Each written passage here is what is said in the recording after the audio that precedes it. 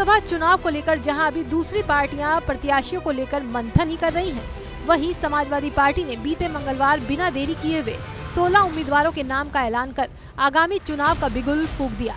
इसी के साथ बांदा सीट से कल्याण सिंह सरकार में पूर्व मंत्री रहे शिव शंकर पटेल पर अखिलेश ने भरोसा जताया। सपा द्वारा लिस्ट जारी करने के बाद पार्टी अपनी तैयारी में जुट गई है। बात करें पूर्व मंत्री शिव शंकर पटेल की, जिन्हें समाजवादी पार्टी ने बांदा लोकसभा सीट से मैदान में उतारा है। जैसे ही सपा ने उनके नाम का ऐलान किया, उनके घर पर सपा कार्यकर्ताओं का जमावड़ा लग गया। लोग बधाई देने पहुंचने लगे। अखिलेश ने शिव शंकर पटेल पर इसलिए भी भरोसा जताया क्योंकि उनके जरिए सपा पिछड़ों को साधने की जुगत में है। पहली बात तो इस बार के चुनाव में पीडीएफ फॉर्मूले के तहत सपा अपनी तैयारी कर रही है। वहीं दूसरा कारण ये भी है कि बांदा से अभी बीजेपी के आर के पटेल सांसद हैं। यही वजह है कि सपा एक तीर से दो निशाना साधने का काम कर रही है। आपको बता दें कि शिव शंकर पटेल बांदा जिले के बबेरू कस्बे के रहने वाले हैं और 2002 में वो कल्याण सिंह सरकार में राज्य मंत्री भी रहे हैं। जब एबीपी नेटवर्क ने उनसे बातचीत की तो शिव शंकर पटेल ने बताया कि उनकी लोकप्रियता के चलते उन्हें मैदान में उतारा गया है।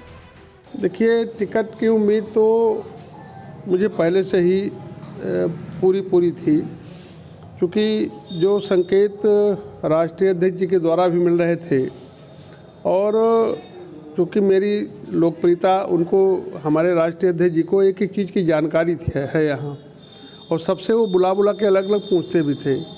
इसलिए उनको भी लग रहा था कि ये लोकसभा से शिव शंकर पटेल जीत सकते हैं, इसलिए उन्होंने और हमको टिकट दिया है।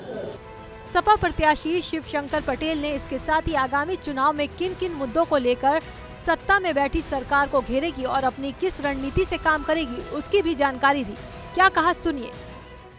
और देखिए, चूँकि हमारे राष्ट्रीय अध्यक्ष जी ने कहा कि पीडीए हमारा भगवान है, इसलिए पीडीए, जातीय जनगणना, महंगाई, भ्रष्टाचार, ये जो चरम सीमा पर सब कुछ है, आज जनता दुखी है पूरे प्रदेश की, तो इन्हीं सारे मुद्दों को लेकर के और हमारे यहाँ का कार्यकर्ता कल से, जब से टिकट की घोषणा हुई, कार्यकर्ता बहुत ही उत्साह से भरा हुआ है।